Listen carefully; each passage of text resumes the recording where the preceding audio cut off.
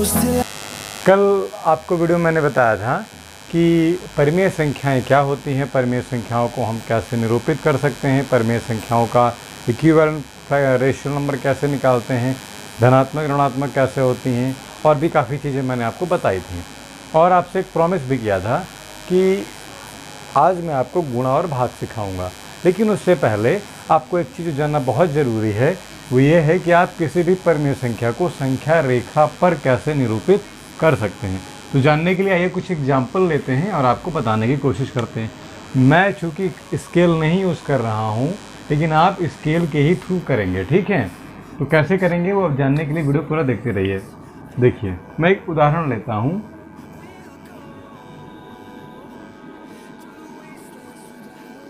पहले तो आसान सा लेता हूँ, 3/5।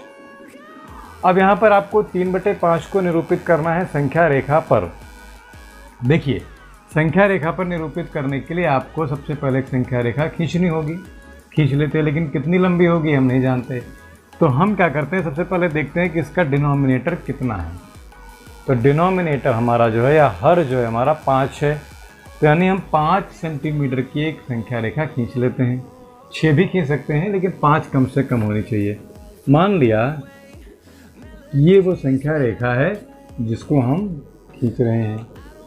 यहाँ पर मान लिया हमने 0 है, यहाँ पर ले लिया 1, यहाँ पर ले लिया 2, यहाँ पर ले लिया 3, यहाँ पर ले लिया 4, यहाँ पर ले लिया 5। अभी लिखिएगा नहीं आप कुछ भी, बस देखते रहिए।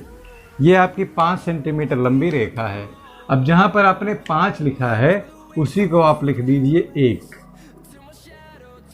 और इन सब को आप मिटाते चले आइए। तो मेरे लिए तो मिटाना आसान था, आप लिखिए ही नहीं, बस आप सिर्फ 5 तक अलग अलग पॉइंट्स, जैसे आपका 1 पे आ गया, 2 पे, 3 पे, 4 पे, 5 पे, तो उन्हीं को मार्क करते चलिए, ठीक है।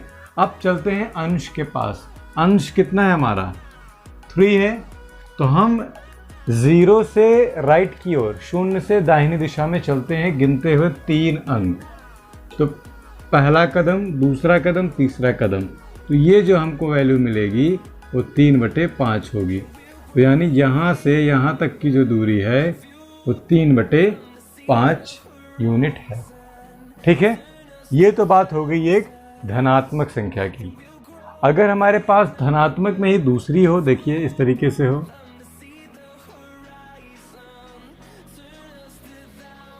12/5। अब 12/5 आपको पता है कि एक इम्प्रॉपर फ्रैक्शन है, या इसका मान 1 से ज़्यादा होगा। तो आप क्या लिख सकते हैं इसको आप लिख सकते हैं 2 सही 2/5।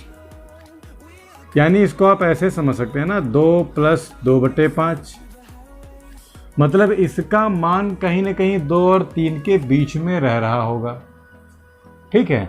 अब आप क्या करिए, आप एक संख्या रेखा खींचिए,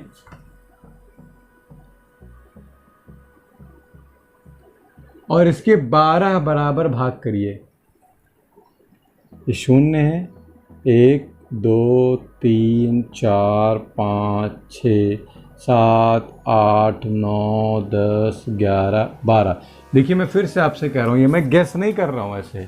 मैं चूँकि मेरे पास स्केल नहीं है, तो मैं एक अनुमान से 1-1 सेंटीमीटर पर खींच रहा हूँ। आपके पास स्केल है और नहीं है तो उसका इंतज़ाम करके इसको पढ़िएगा।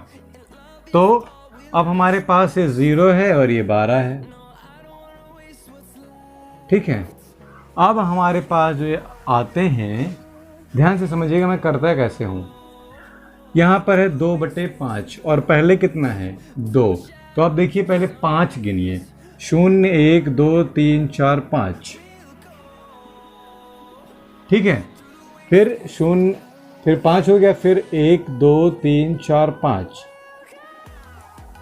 5 हो गया। अब इसके बाद जो बचता है वही आपका 12/5 हो जाएगा। नहीं समझ में आया? फिर से देखिए, हम 5-5 के गुणज में रेखाओं को खींचते हैं। यानी अगर हमको कोई भी संख्या रेखा दी हुई हो, जिसमें कोई भी परिमेय संख्या दी हुई हो जिसमें अंश हर से ज़्यादा है, तो वहाँ पर उतनी रेखाएं खींचेंगे जितना कि अंश है। यहाँ पर 12 था, हमने 12 रेखाएं खींच दी। ठीक है। अब वो 12 रेखाएं ही आपका 12/5 निरूपण करती हैं, बस सिंपल सी बात है। तीसरा देखिए, मान लीजिए -4/7 मिल गया आपको। अब ये नकारात्मक परिमेय संख्या है, क्या करते हैं, करेंगे वही काम सबके लिए। सबके लिए हमें संख्या रेखा ही खींचनी पड़ेगी। 0 है, हर कितना है 7, तो 7 लाइन हम बना लेते हैं। 1 2 3 4 5 6 7। अब गिनना शुरू करते हैं। 4 है अंश में, तो गिनेंगे 1 2 3 और 4। इसी को हम लिख देंगे -4/7। ठीक है, तो ये हमारा संख्या रेखा निरूपण हो गया इसके लिए। दूसरा देखते हैं, हमको दे दिया गया -7/3। हम क्या करते हैं, एक लाइन खींचते हैं।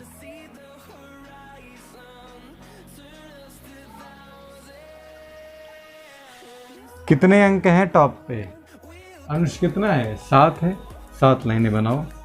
1 2 3 4 5 6 7। अब फिर से वही बात मैं यहाँ पर दोहराऊंगा। अच्छा, मैं लेफ्ट में चल रहा हूँ, इसका मतलब हम नेगेटिव रेशियो नंबर की बात कर रहे हैं, ऋणात्मक परिमेय संख्याओं की बात कर रहे हैं, ध्यान रखिएगा। देखिए 1 2 3 पहला पॉइंट मिलेगा, 1 2 3 दूसरा पॉइंट मिलेगा। और इसको आप क्या लिख सकते हैं, देखिए अगर मैं इसकी एब्सोल्यूट वैल्यू निकालूं तो इसकी एब्सोल्यूट वैल्यू आएगी 7/3। एब्सोल्यूट वैल्यू होती है जब हम किसी भी नंबर का मान निकालते हैं उसकी जो भी उसका चिन्ह है उसके परे। ठीक है, तो यहाँ पर आप इसको लिख सकते हैं 2 सही 1/3। तो 1 2 3 एक लाइन, 1 2 3 एक लाइन, और ये तो ये हो जाएगा आपका -7/3। ठीक है, ये तरीका है रिप्रेजेंट करने का, जबकि आपको यहाँ पर लिखना होगा क्या, एक यहाँ पर आपको लिखना होगा 2। ऐसे ही यहाँ पर आपने क्या लिखा था 1, यहाँ पर आपने क्या लिखा था 2। ठीक है, इस तरीके से आपको करना होगा।